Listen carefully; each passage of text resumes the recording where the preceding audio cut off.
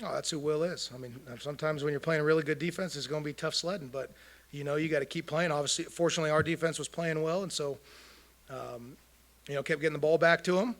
And I don't think the game was ever not a one-score game, right? So that's pretty easy to stay locked in and stay focused because it only takes one drive and you put points on the board. You either tie it or you got the lead.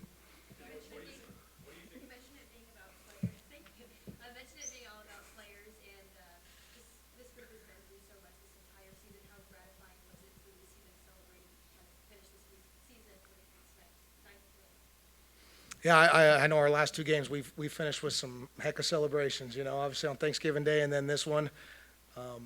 This is an emotional game. Those guys invest a year's worth of work for 12 guaranteed opportunities, and then if you have a good enough record, you get to play another one. And so as a coach, it is incredibly gratifying to see them leave the field as winners. Obviously, you got seniors who are no longer with your program. It's great to send them on their way into the next phase of life as victors, and you hope to build momentum going into the off-season program with all the returners.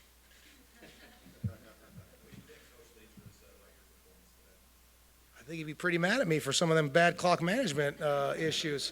And so I've been incredibly fortunate and lucky to get to learn under him these last 3 years. I did not realize how much wisdom I would have the opportunity to soak in. I think I've spoke to this before. He hands out a document. It's kind of his career's worth of coaching wisdom to all of us coaches, and I will cherish that document and lean on it for the rest of my time as a coach.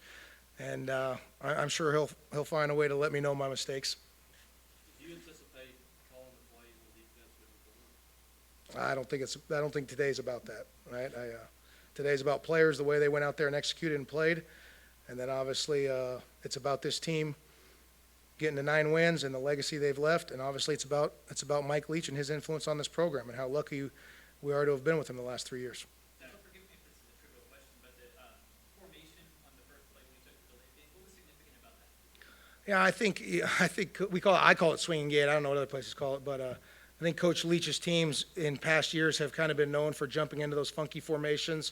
If you notice, we had a receiver over the ball in a position to snap it. I cannot thank Coach Beelum and his staff enough for being okay. Obviously, we spoke leading up to the game about, hey, this is an opportunity to honor Coach Leach, one of his kind of unique formations, and they were 100% all in on it. We knew, obviously, that nothing was going to go on. We were going to snap the ball, but it just created an opportunity and a moment to honor Coach Leach's legacy on the game of football, and we cannot thank them enough for their contribution to the moment. Coach Leach wanted to see a 64-team playoff. You going to push for that? Yeah. Well, those two semifinals games, those were a heck of some football games. So I think if every playoff game is going to be like those two, NCAA would be crazy not to expand the field because those were some tremendous games. But you mentioned about players. This guy over here, Justin, the day that he had today, just can you speak to his efforts and the big touchdown there? Yeah, I mean, there's a reason we brought him in and recruited him. I mean, you see it every day in practice. Obviously, he's a matchup nightmare on defense when you're that big and strong. But yeah, you can also run. It makes it miserable as a defensive coach to try to find a way to match up on him. And so we've been on our fair share of the losing end of matched up with him in practice. And it was good to see him get his opportunity today and go out and make the plays and execute because we certainly needed him to. After the last 3 weeks and really the last 5 months, is it, you think, good for these players and coaches to get some of the mental players?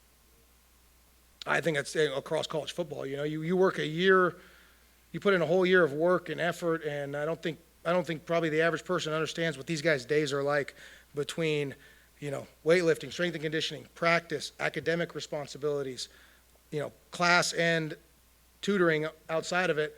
These guys are putting in well over 40-hour work weeks, when you add it all up. And so,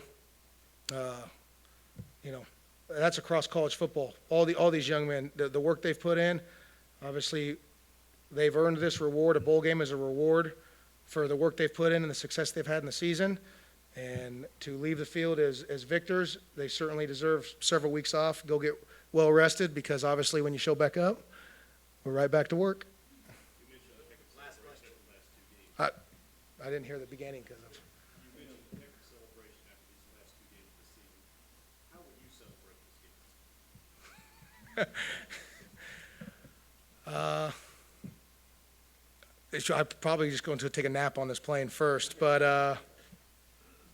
yeah, I'll probably enjoy a nice beverage, one that me and Coach Leach have probably enjoyed together several times before, and I'll think back on this team, how proud I am of what they've accomplished this year, how proud they've made all of Starkville and the Mississippi State community across the country. And I know there's a cowbell ringing down from heaven for them. All right, thank you, Hail State.